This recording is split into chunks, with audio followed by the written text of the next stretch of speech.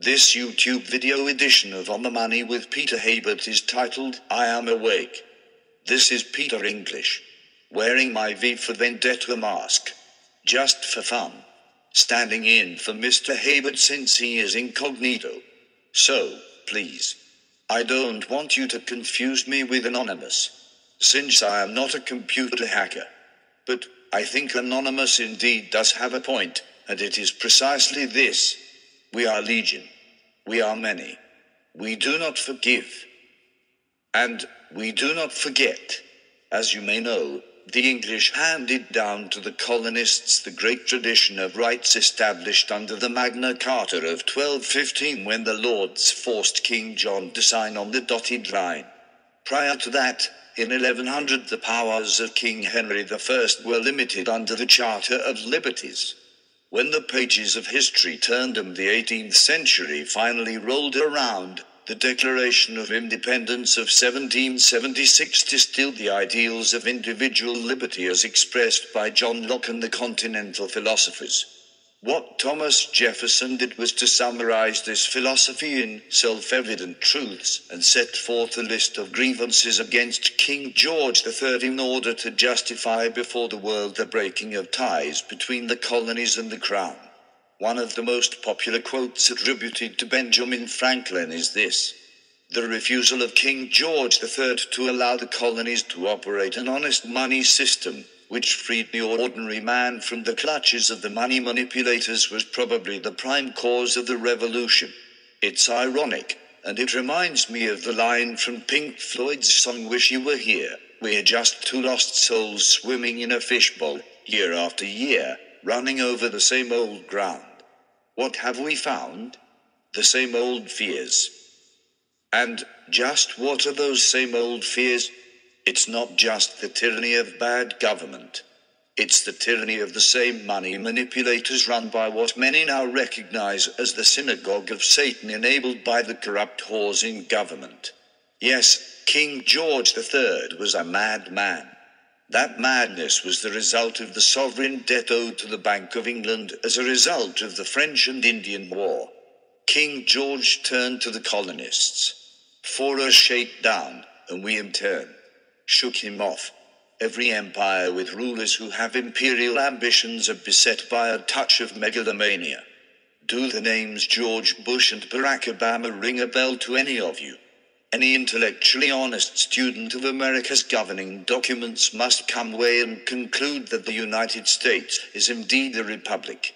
Yet, our elected leaders keep claiming that America is a democracy. Why? Because they want Americans fighting amongst themselves, distracted and confused, so that they can build a new world order, not through diplomacy but by establishing central banking regimes abroad, and by dropping death from the skies. There is nothing more persuasive than a shock and awe campaign to soften the targeted nations in order to pave the way for democracy. Why do you think Iraq and Libya were invaded? Iraq wanted to trade oil on its own stock exchange, in euros. Libya had gold reserves, no debt-based currency. Why do you think the Central Intelligence Agency installs puppets abroad, brutal dictators? Why do you think there is a growing tendency for foreigners to hate America?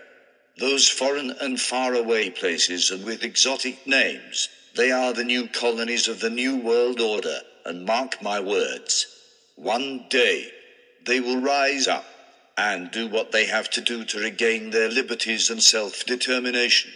You may ask, how can I be so certain? The desire for freedom and self-determination beats in the hearts of all people. History shows us that death for many is preferable to life under tyranny. Does "give me liberty" or "give me death" ring a bell? The suicides of the Jews atop an isolated rock plateau on the eastern edge of the Judean desert overlooking the Dead Sea were a message to the Romans. Death by free choice was preferable to the cruelty under Roman rule.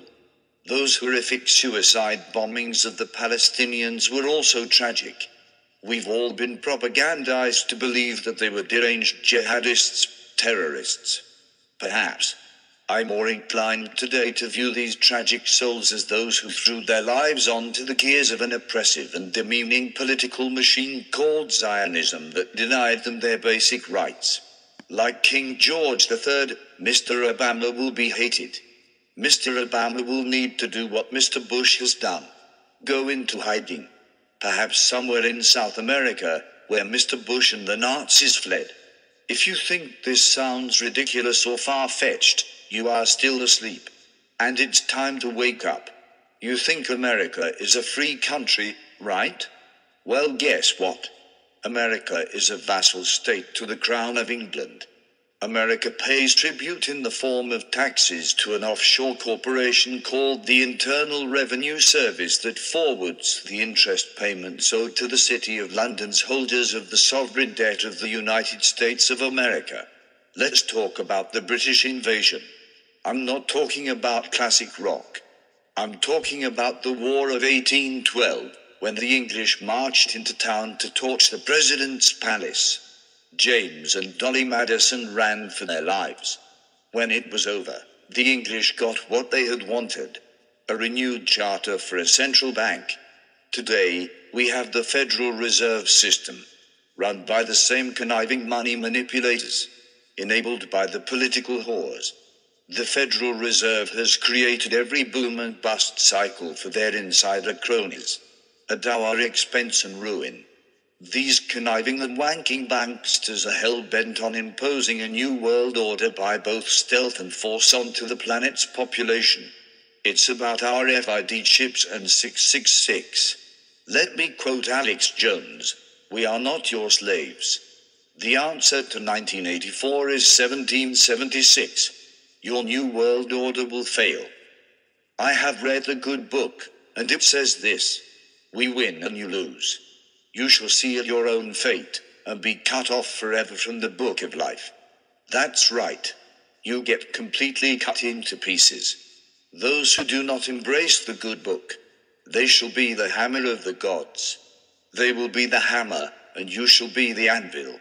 Let me tell you wanking banksters this: if you want to cast your lot with the devil, and go to hell, please, go ahead, but allow me to light the fire, since it would be my pleasure, because you shall indeed become the ashes under the soles of our feet. Your names shall soon become forgotten, forever. This is Peter English on behalf of Peter Hebert telling the world. I am not anonymous, but we are indeed legion. We are many. We do not forgive. We do not forget. And I am awake. This segment of On the Money with Peter Hebert was brought to you by Freedom House Press, the publisher of Mortgaged and Damned. From marketing, origination, processing, underwriting, securitization, and to foreclosure, it's all been about corporate-driven fraud, predation, with the aiding and abetting of every federal government regulator. Knowledge is indeed power. Get Mortgaged and Damned on Amazon.com. Do it today.